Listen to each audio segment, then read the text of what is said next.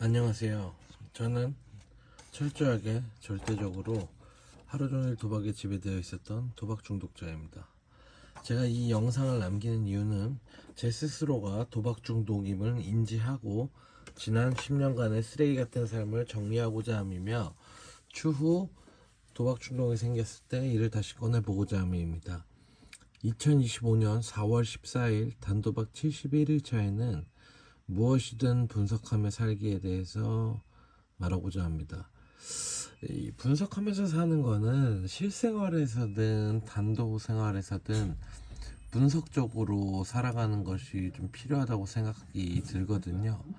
이 분석하면서 사는 게 어떤 거냐면 문제 제기, 그리고 문제 분석, 원인 파악, 문제 해결 제시, 거의 이렇게 4단계로 되어 있는데, 예를 든다면 내가 도박 재발 혹은 충동이 왔어요.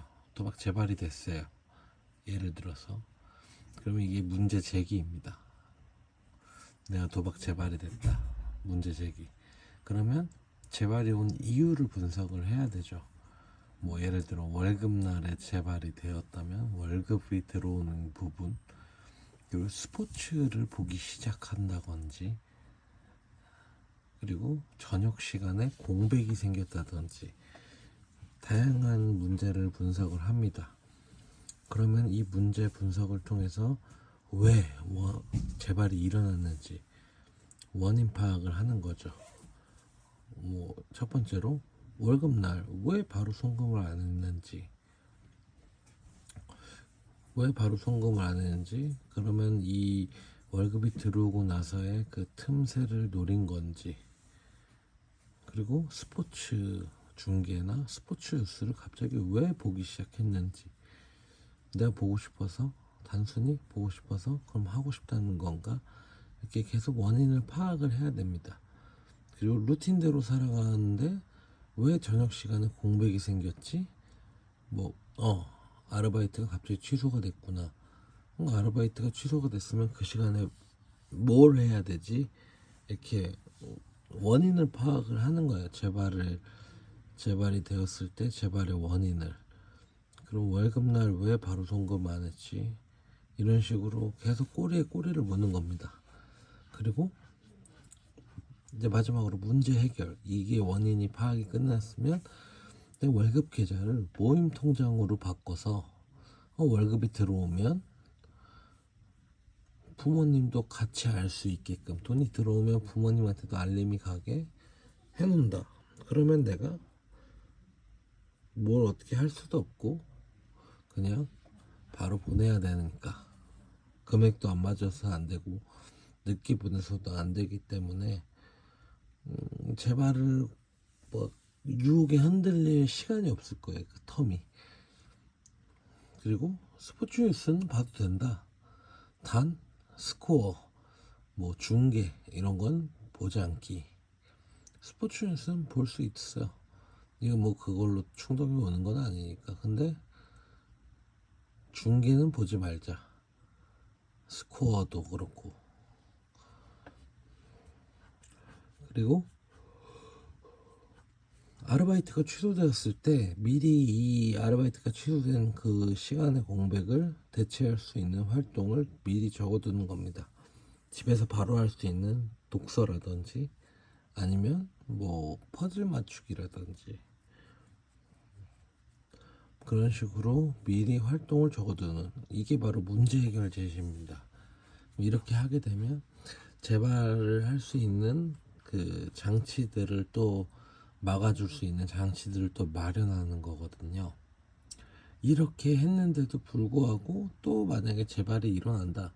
그럼 그때 당시에 또 재발에 대해서 어떤 부분이 부족했는지, 또 어떤 새로운 원인이 끼어들었는지, 그걸 또 분석하고 또 해결해야 됩니다. 그걸 계속 분석하고 해결하고, 단 해결했으면 그 해결 방법을 그대로 따라야 합니다. 이런 게 중요한 것 같아요.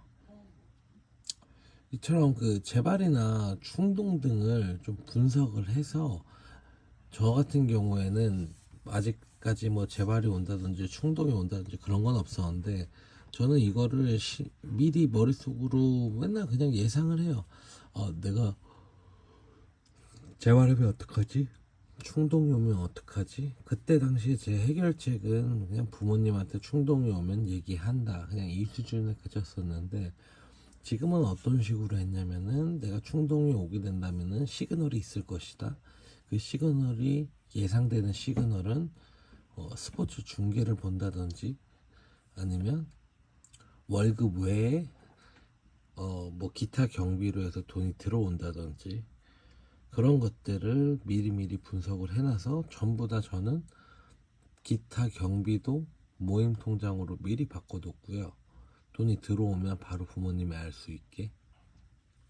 그리고 그 스포츠 뉴스를 보는 스포츠 중계. 근데 저는 지금까지 아직 중계를 본 적이 없습니다.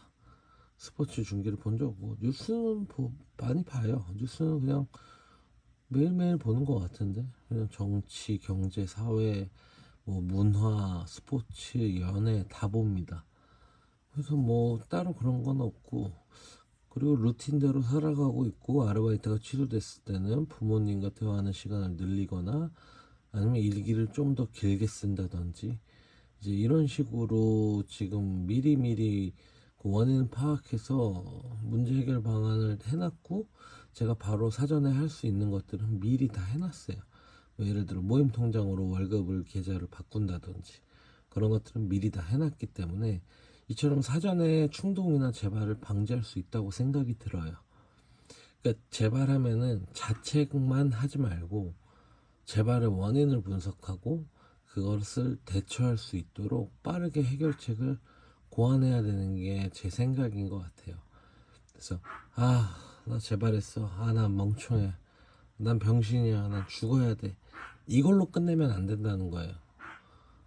왜 재발이 왔는지, 어떤 식으로 재발을 신호가 왔었는지 미리미리 분석을 하고 그거를 사전에 브레이크를 할 수 있는 부분을 찾아야 돼요. 저는 그래서 그것들을 미리미리 해보고 있어요.